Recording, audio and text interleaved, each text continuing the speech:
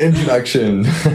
Okay, so my case against the people who think that just being rational by their own and being independent from the rest of the world is basically that if you don't take into account the irrationality of other people, like for example when someone is stealing from you, you have to take into account their actions in order to survive. Because if someone is pointing to you with a gun, what are you going to do? Yeah, are you going to be absolutely rational and say, oh no, this thing you're doing doesn't make any sense. You shouldn't be doing this. You're exposing yourself to our risk. You don't know if I've got a bigger gun with which I can kill you instantly.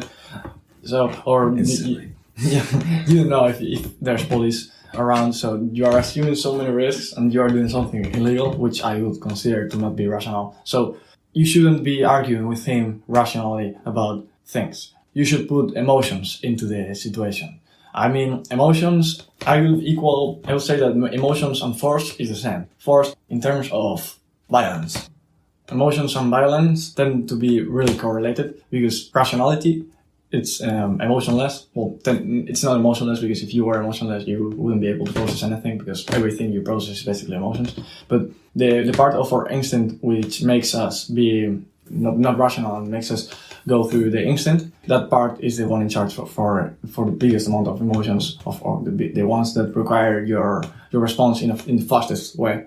So those ones are the ones that might lead you to commit a killing of someone. If you are absolutely rational, you really wouldn't do that. You'll only focus on your life and improving it, on being efficient, and you will never use your force against anyone else. But if you are encountering that situation, the thing you should do is not using your rationality to persuade the other person to not do that, because that's not going to work. He's not being rational. Because he's not being rational to begin with, yeah. Exactly. So you have to use some force. And if you don't have that force, you are going to force into doing something you don't want. And that's why I'm interested in taking self-defense classes. Not because I want to become more violent, but because I know that the case in which I might be forced to have to fight with someone in a situation in which I don't have a way of getting out of that nasty situation might come in my life. So being capable of handling that violent situation in which your life might be threatened, it's super important. Yeah, I thought about doing like martial arts or something like that, you know? But I feel like, I don't know, it's like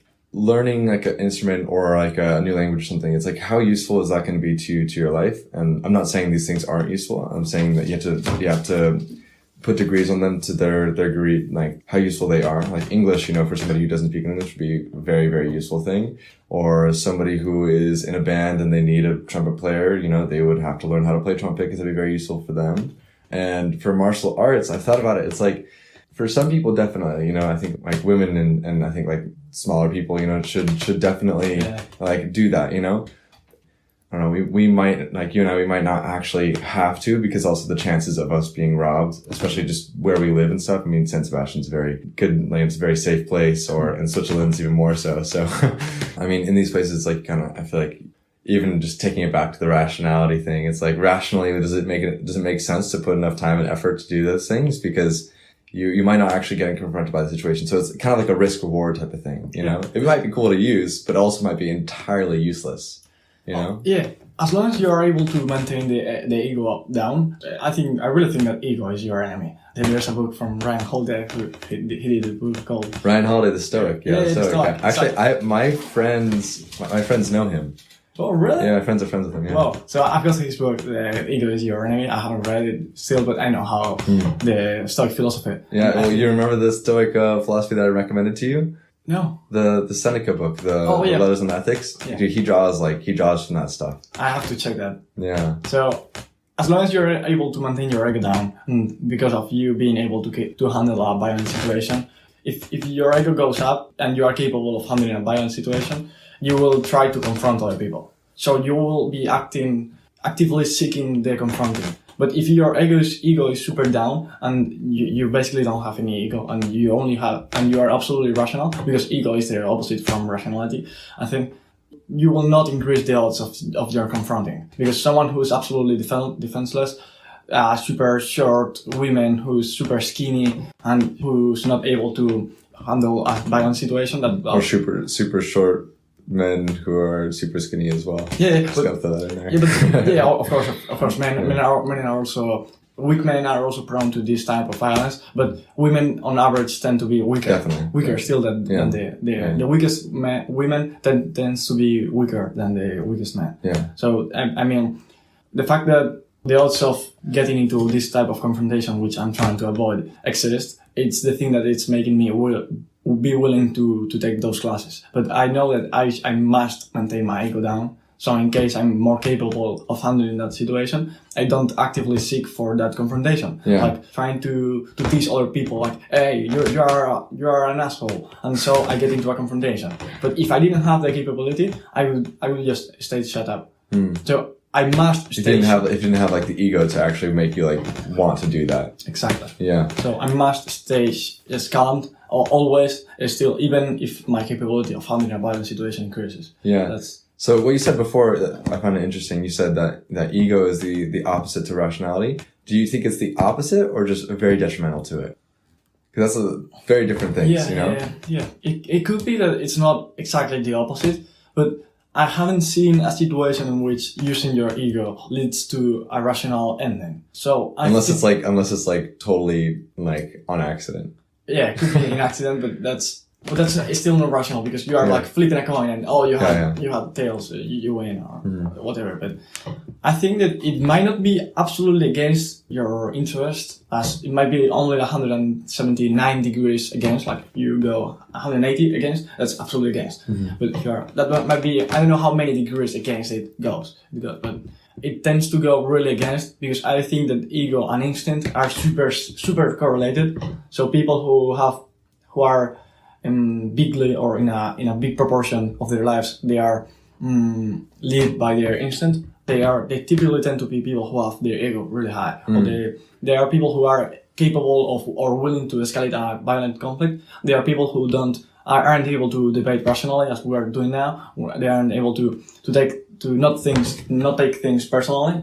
They're not able to like get out of the situation and be able to judge it objectively. So all those bad things, I think they are correlated with our instinct, which is basically programmed to give us a fast response to things that might threaten your life.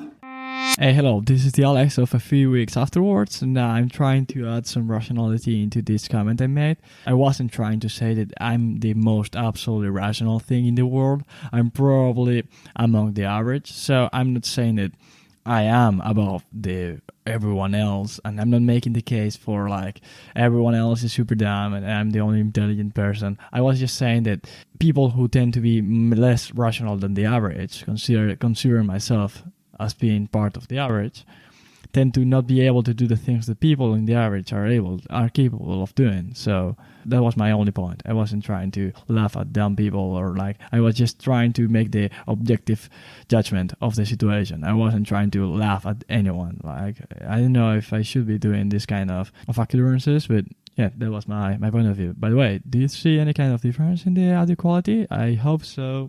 Yeah, I would say, I don't know, I would try to separate ego and instinct a little bit more, just kind of going off what you're saying, you know. It's because like instinct, obviously we all have instincts, you know, we all have to eat, you know, we all have to sleep, we all have to use the restroom and such like that, you know? That's part of the instinct, but there's a part of the instinct, which I'm specifically talking about, which I should have separated. Like a reaction, like a instinct reaction, it's like instinctual reaction to situations. Yeah. Okay, yeah, in that sense.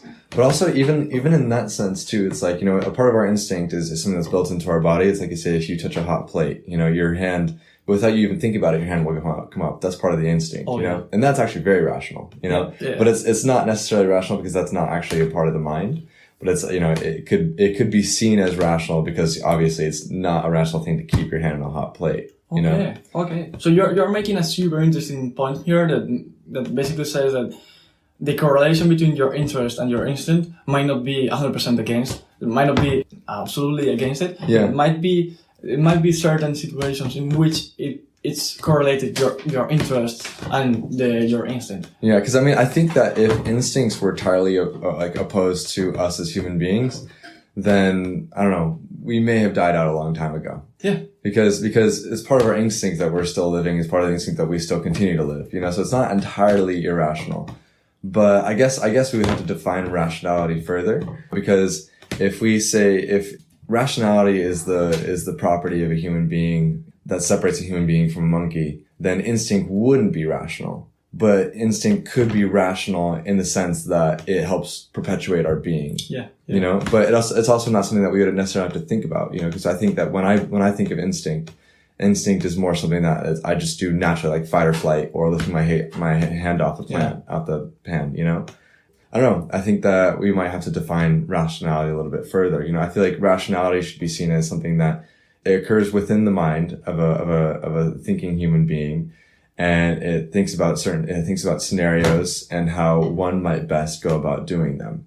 You know, and anything against that would be irrational. And so say there's one person who's thinking, they're using their mind to think about something, but they're thinking about actually not the best way of doing something, but rather they might be influenced by other things, say like the political atmosphere or their ego, and they don't do the best circumstances. So that's actually an irrational decision, you know? So maybe we could narrow it down to just a rational thing is thinking within the mind to come towards a best circumstance within a certain situation.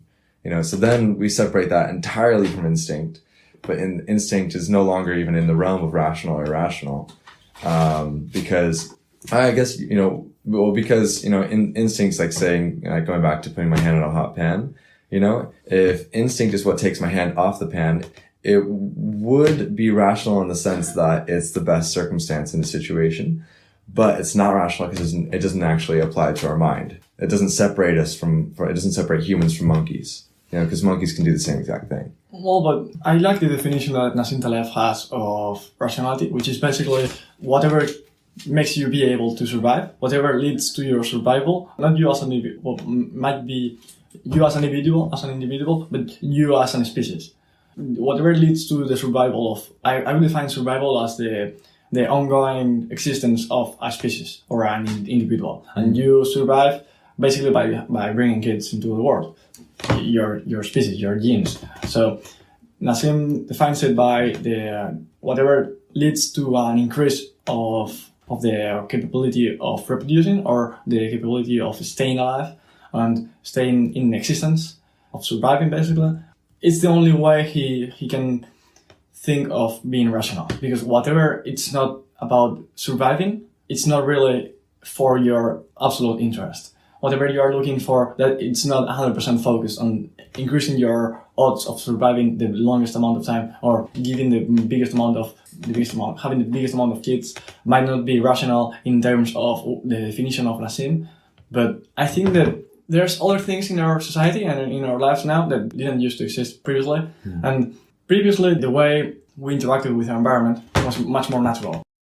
Our capability of modifying the environment has been the one that has enabled us to make more long-term plans. That's why our life expectancy has doubled in the last 200 years. Or that's the reason why you are able to plan you, for example, are going to give your studies. That's an investment in the long term. You are not going to see the benefit instantly. Well, you might like it, and that's a positive benefit in the moment. But you are lucky for liking it. And most of the people might still do it if they didn't like it because it's worth it in the long term. But a monkey doesn't do plans in the long term because, one, they are not capable, and their environment doesn't allow them to do long term plans. But why aren't they capable? Cognitive incapability. Exactly. So that I feel like that goes back to how we separate rationality. And I think that one thing that you said about your definition of rationality. No, not mine, from Antinatalism. But I agree most. But what you said before about how rationality is like, you know, perpetuating our species, our genes. I found that interesting, and I think this is where this conversation is going to take a big turn, because I'm going to take the devil's advocate here. Have you ever heard of Antinatalism? Does that have something to do with the nasty conclusion, or I don't know how it was, but the disgusting conclusion, which was basically that you can increase the total amount of well-being in the world with less people. Should you advocate for killing people because you are going to lead to a bigger amount of well-being in the rest of the people? So that's not necessarily antinatalism. Antinatalism, I mean, it's similar, you know, but not entirely, because antinatalism, it's anti-child, like bringing more people into the world, you know. That if you come to that conclusion, if you come to that like through a rational thought process, if you come to that conclusion, then actually rationally it wouldn't be the best to perpetuate life. And so then this would turn our entire conception of rationality on its head. But I think that with the definition that I proposed, it never made any claim as to what is good and what is bad. Because rationally the best situation could be to not perpetuate my genes. And so then that could be thought in my mind, and that would be the best circumstance that I've come. My thesis was that, well, the thing I described was a nasty conclusion. I don't know what was the exact name. I might getting it wrong. So the thing I was talking about here is the repugnant conclusion, identified by Derek Parfit and discussed in his book Reasons and Persons in 1984. But it was basically that killing people might be worth it if that would lead to a bigger amount of well-being in general, in the total amount, aggregate only.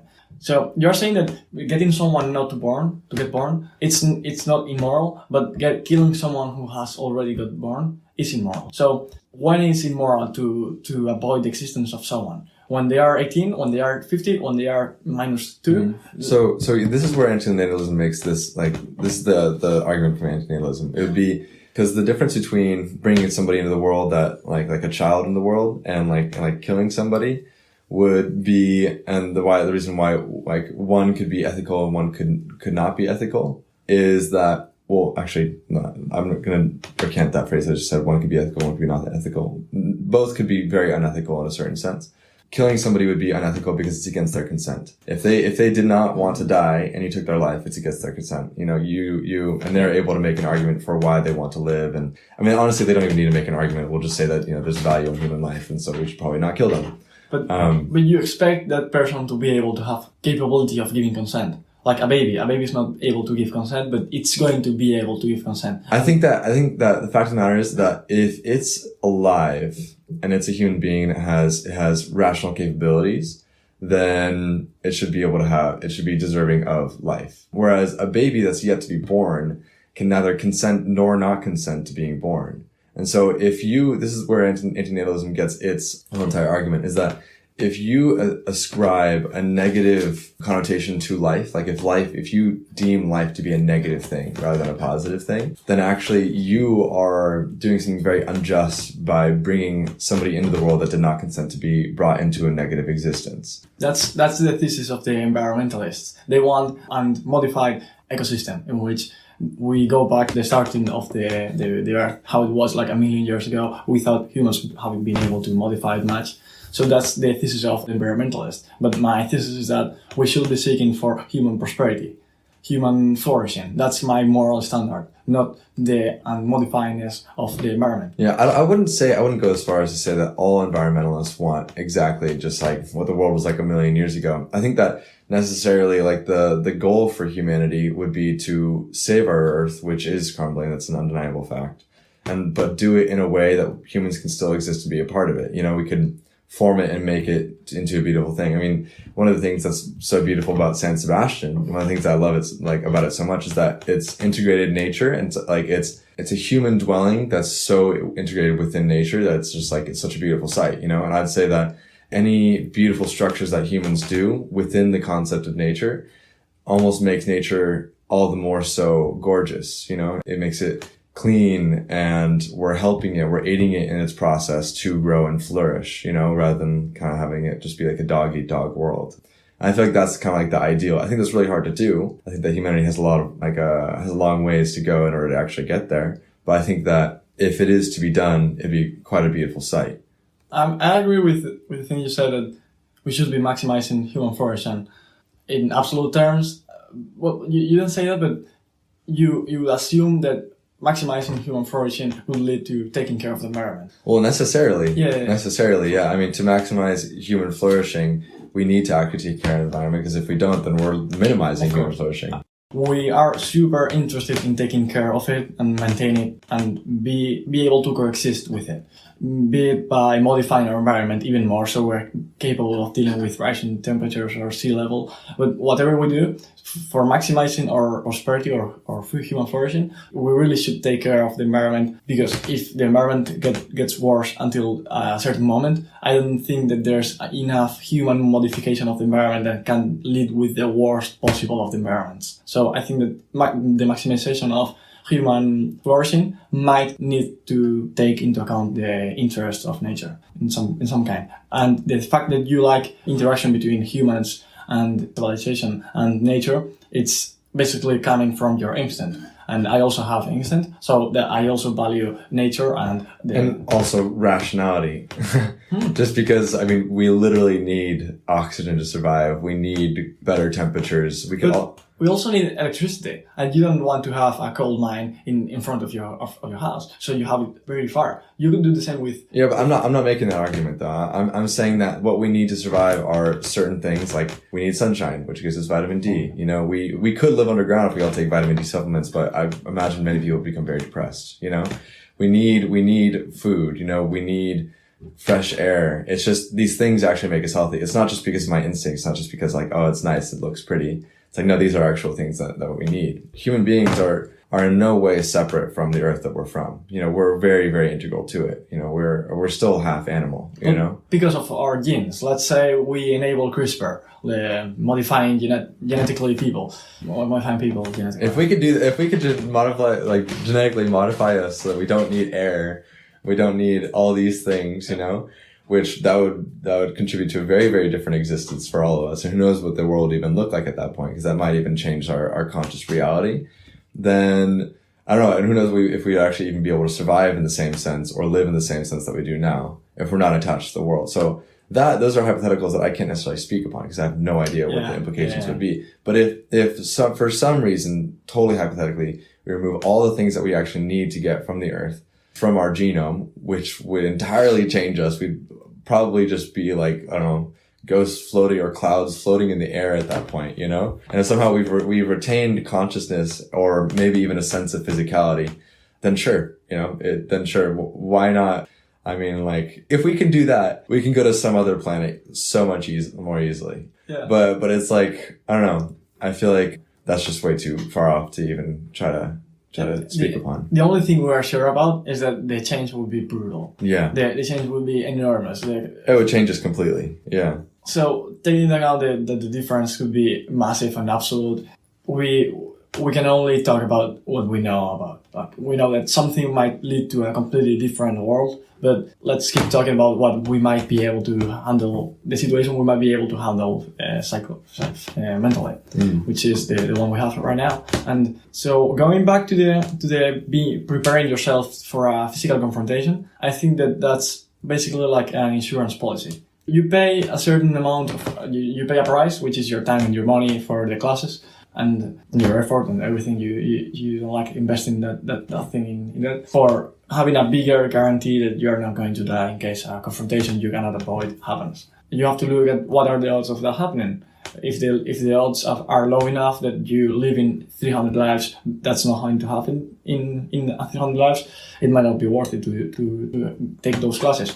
And I think that the only way of being able to determine if that's worth it for you or not, it's by going into the individual. Like, for example, you are a bit taller, a bit stronger than me, and it might be less worth it for you to get those classes than it would be for me. And it will be much more worth it for an old lady that might be super weak and might not be able to handle any situation at all. Mm-hmm. So in case you are against total evil, which might be someone shooting at you if you don't give them your money, in that situation, being able to handle that situation with violence, it's required for your survival. And as we stated previously, that being rational means guaranteeing your survival or increasing the odds of your survival at any cost. But that was the definition that I disagree with, because there could be people that say like survival is not the best case scenario. And so that's why I define rationality as something separate from, because it would ultimately, rational people come up with different rational solutions. There's not like one rational way of doing things in this world. Like, I mean, there doesn't seem to be like there's one just purely rational way for any one person living in this world. If there was, then we'd have a book and that would tell everybody what to do. We figured it out, and we just don't have that. Some people claim it's certain religious texts and such like that, and those help. There's a lot of like fantastic stuff in a lot of those things, but regardless, even within those things, there's still dissension among people. I mean, the fact is that there is like so many different types of religions within all the other religions. Like that in itself shows you that rational people can come up to different rational conclusions. That's why I wouldn't posit rationality as being the way to perpetuate yourself and your genes, but rather just the thought process of man, if coherently done, will come up with the best solution to a certain question or problem. Well, I think that the fact that people get like similarly rational with people with similar levels of rationality are able to get into different conclusions, that's just because their level of rationality is not high enough. If it was high enough, going into infinity, being absolutely conscious of everything, they would come into the same conclusion. So their lack of knowledge or cognitive capability is the thing making them be able to think of different things. And it might be a third thing, the one which is correct. And absolutely, that's absolutely a problem. And this is the interesting thing too, is that we're never going to be in that infinite capability. But it's just not possible. Yeah. You know, it's not possible for us to conceive of the whole world. Yeah. And every single person is going to have, like, say you get like Einstein, Spinoza, and like Jesus, put them all in one room. You know, they all live their lives very, very differently. And they all they're all extremely smart. They also have a massive amount of information. But the thing is that they all have information that which goes in this direction, that direction, or that direction. You know, very different directions. So they all know a lot more than the other about certain things. They all know a lot less than the other about certain things. So they're all attempting to use their rationality. They're all going to approach situations differently. So what if we apply the sort of free market to this system also in the seeking of rationality? For example, in order to increase my odds of surviving, I'm basically taking products produced by people who are specialized in producing phones, food. There's no way I could produce the food I eat. There's no way I could produce anything I consume. I only know how to. I might only be able to produce one thing in the future, which might be related to finance. Or rice. Yeah, rice. I won't say able to, but the efficiency of my production of rice is super low, and in comparison, investing 1 hour doing whatever I know might lead to thousands of hours of crop, taking care of the crops. So applying the same thing, which in lacking absolute rationality, we must force that will force ourselves to specialize and to divide our knowledge. We're not able to know everything about everything, so people should specialize extremely in different things. So the case for separation of labor, is it separation of labor? Mm-hmm. So the case for separation of labor comes from the lack of absolute rationality from an independent, from a unique person. Like, for example, in the USSR, they wish they had a central planning mind which was absolutely rational and could make all the prices for everything and could say what must be made by everyone, so their economy would be the most prosperous one. But it has been shown that there's no one who can centrally manage all that huge amount of information. And if you look at the most prosperous societies in the world, you can see that those are the ones in which they lack a central planning entity which handles a big amount of things. Although, I mean, hey, you look at China, you know, China's really turned itself around, even in just like the past 50 years, and they've done remarkable leaps. They went from an agrarian society where most people are farmers to basically like the prevailing world power, you know? And that's impressive. And that's a very central kind of like governmental system. And Russia also, in the SSSR and the USSR, they did something very similar as well. And regardless of the costs it was, which wasn't great. I'm not like trying to advocate for this or anything, but the fact of the matter is that they did centralize everything. They did make a huge leap forward in regard to their society in a very, very short amount of time.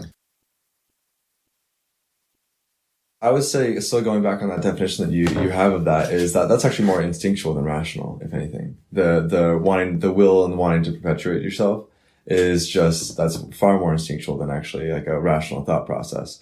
Because a rational thought process, like I said before, you could also say that life is a negative, and that a rational thought process then would not be wanting to perpetuate yourself, because you're actually doing an injustice to all those that you perpetuate yourself upon too. But in the long term, that philosophy leads to the inexistence. Yeah, and that might be the most rational thing to some people. Oh, yeah. Yeah, because if life is seen as a negative, so say you're working with a couple bounds, say life is seen as a negative, but also but anyone who does have life should be able to decide whether life is negative for them or not. If you deem life negative for yourself, then you should, or just life negative objectively as a whole, then you have actually it would be selfish of you to bring life into this world, and you should not perpetuate yourself.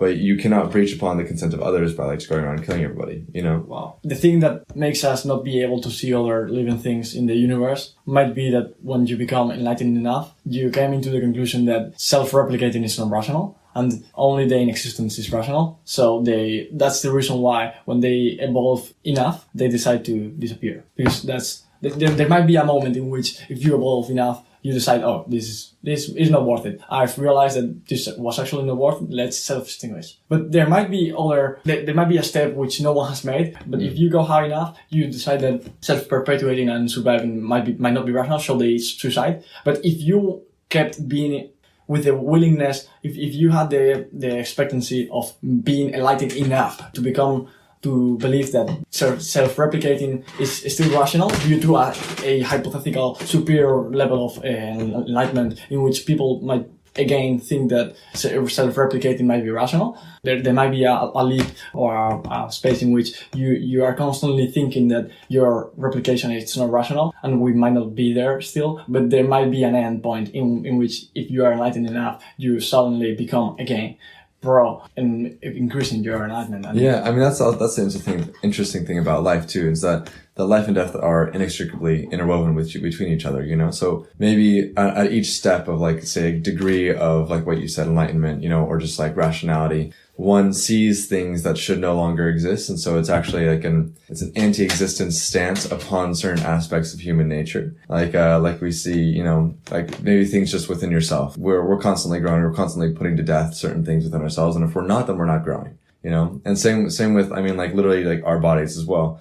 Like every 7 years we have entirely new skin because skin is always dying and being replaced. Yeah, exactly. And so it's maybe it is the job of humanity to constantly see things to let die out, but then whenever something dies out, we actually see something new. Yeah. And so it is that kind of like constant evolution, you know. And so we see, you know, maybe we let a certain part of ourselves die out. We let a certain part of humanity die out, not like people specifically, but parts of people. And ideologies or like ideologies, or I don't know, certain ways of being, certain worldviews, or I don't know, something like that, or just things within ourselves. Like hopefully ego is, because naturally, you know, when one tries to become more rational, they see how irrational the ego is, and they try to let that actually just die out within themselves, or they try to regulate it. They try to like have it be a self-regulating engine in a type of way. Because I would say that we can't actually get rid of our ego entirely, but rather like ego in regard to arrogance and pride.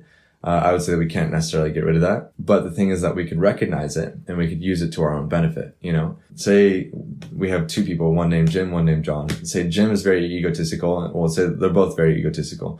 But Jim is very egotistical in what he does. Say he thinks he's the best, I don't know, writer in the world. And if anybody counters that, he's going to be angry at that person. And I don't know if anybody counters that at all. He's going to have, he's going to have a hard time growing, because he might have a hard time growing as writer because he already thinks that he's the best.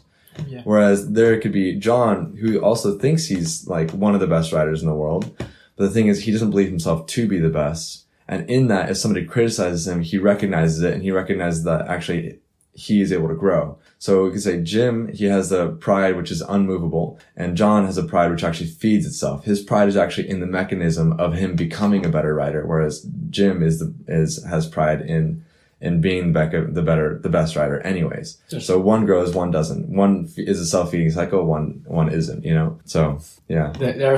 That's basically the growth mindset versus the settled mindset. And I really think that the growth mindset is the only rational thing, because even if you were the strongest, the fastest, everything person in the world, you've got a life expectancy. You are going to die. So you are going to stop being that. So there's an argument for trying to increase the amount of time you're going to be able to maintain that position of the best, most enlightened, most everything in the world. In the hypothetical case in which you were, because you are going to die. So the most rational thing to do now is increase the amount of time you might be able to be that thing. And going back to the thing that some parts of our system might have to decay or disappear or die.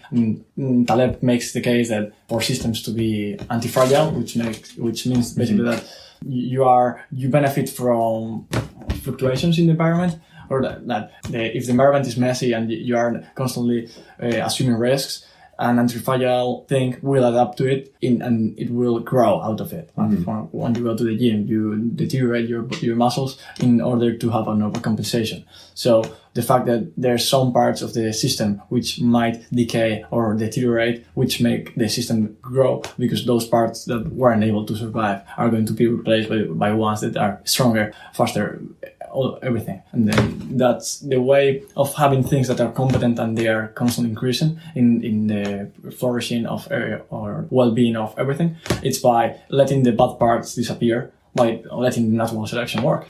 Yeah. Basically. Yeah. So there's a big case for natural selection. There's a film that I want to watch which is called Idiocracy. And I've seen that. I really want It's with Owen Wilson's brother. I really want to watch that film. Yeah, Luke Wilson. You when you watch it, you feel like you're being like it feels like your mind is being attacked. It's just like it's just so stupid, you know.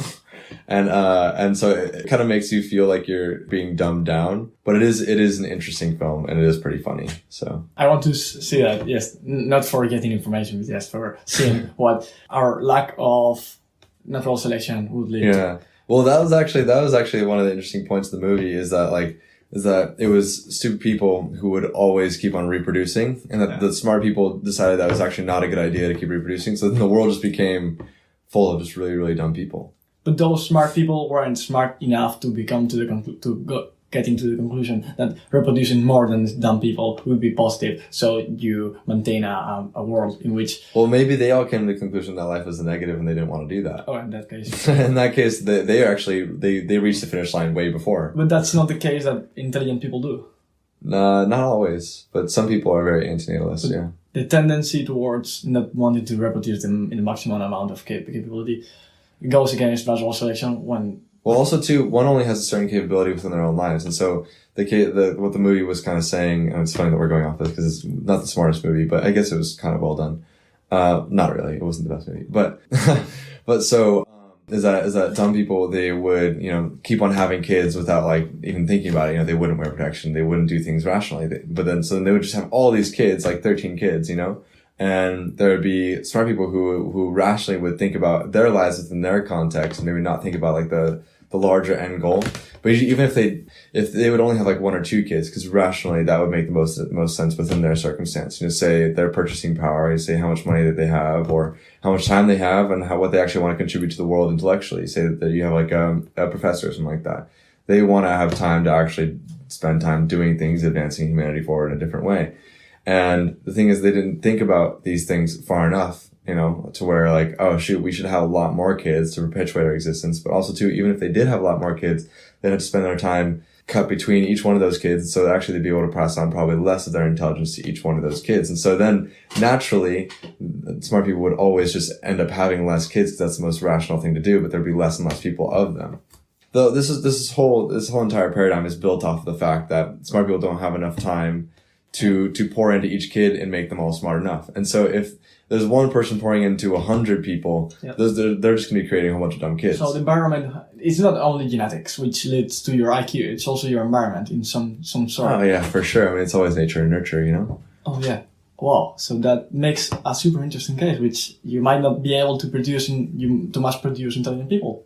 Yeah. I mean, if you have two intelligent people, maybe they could have 3 kids, so they'd out of 1, If you have 2 very intelligent people and they have 13 kids, it's like they add a whole bunch, but the thing is they have to divide their time so much between all of them. And I mean, what I found in my life is that I grow the most when I have certain conversations like this, I of course I can grow within classes, but if my teacher or say my parent in that certain case is having to divide their time between 13 people, and a kid needs a lot of time. A kid asks so many questions in order to learn. And if that person's dividing the time between 13 people, first off, they're going to go insane.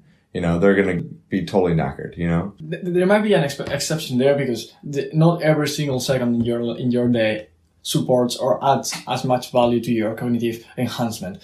Like you are sleeping for 8 hours.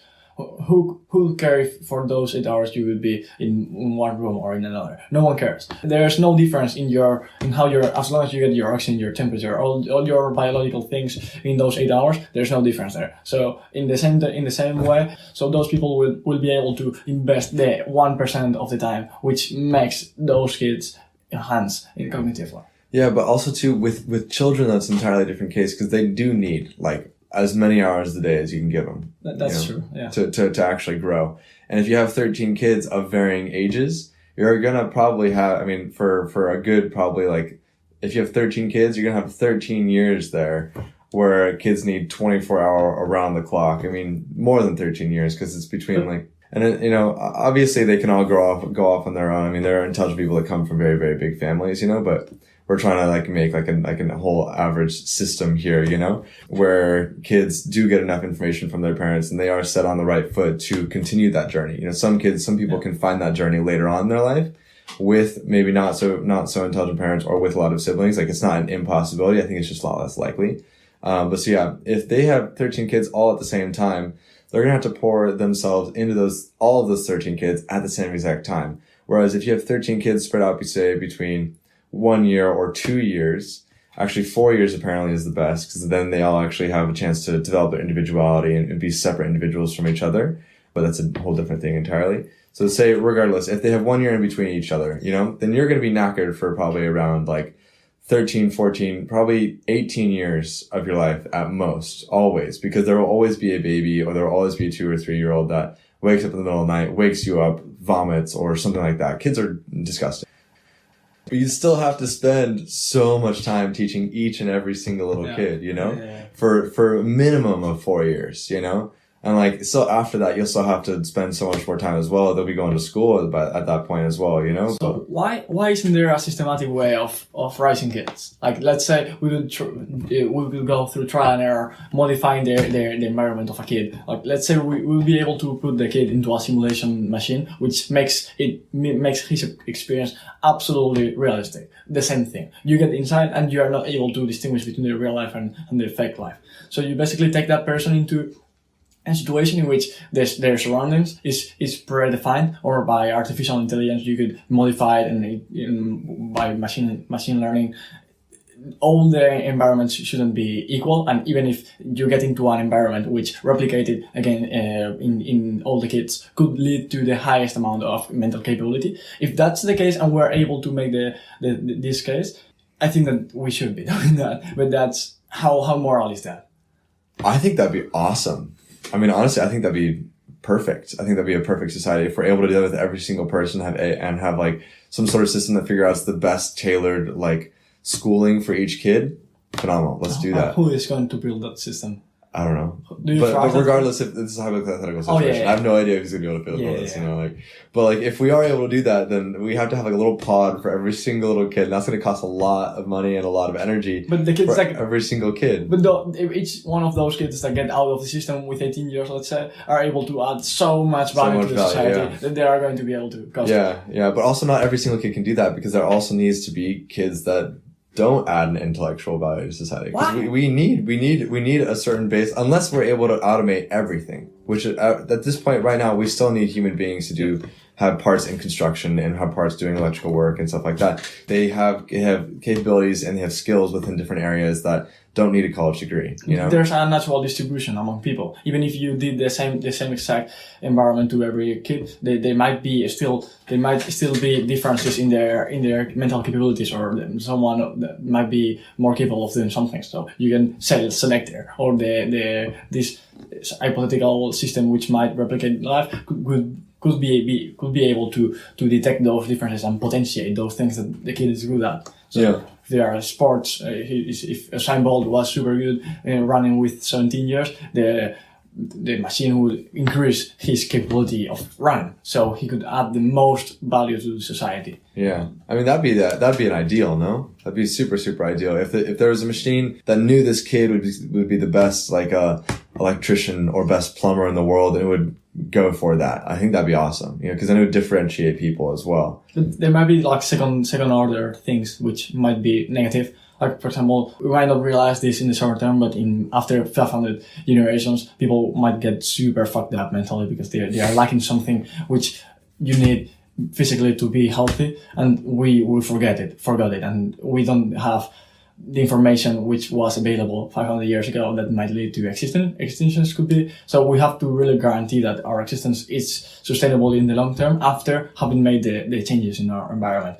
We don't know each one of the things that composes our environment, how that thing was created. And if we don't know exactly the function of that thing, and we know that the elimination of that part of the system is not going to lead to a long-term catastrophic consequence, we shouldn't be taking anything out. Yeah. And conclusion? And that's it. And that's the podcast for today. Perfect. This was our episode on rationality. There will be 2 more episodes coming next with this sound quality. I hope you don't mind. But the next ones after these next 2 will probably have a much higher quality as the one you are seeing right now in this outro. So yeah, I hope you enjoyed it, and see you in the next episode, probably next Saturday. For the people who have stayed until the end, I wanted to give you a little sneak peek of what I recorded yesterday with my friend Emilio. We discussed about the fairness or unfairness of his aesthetically superior beard in comparison to my non-existent beard. So that will probably be posted in like 3 weeks. Today is 25th of September 2021. So the episode will be out in 3 weeks more or less. Stay tuned.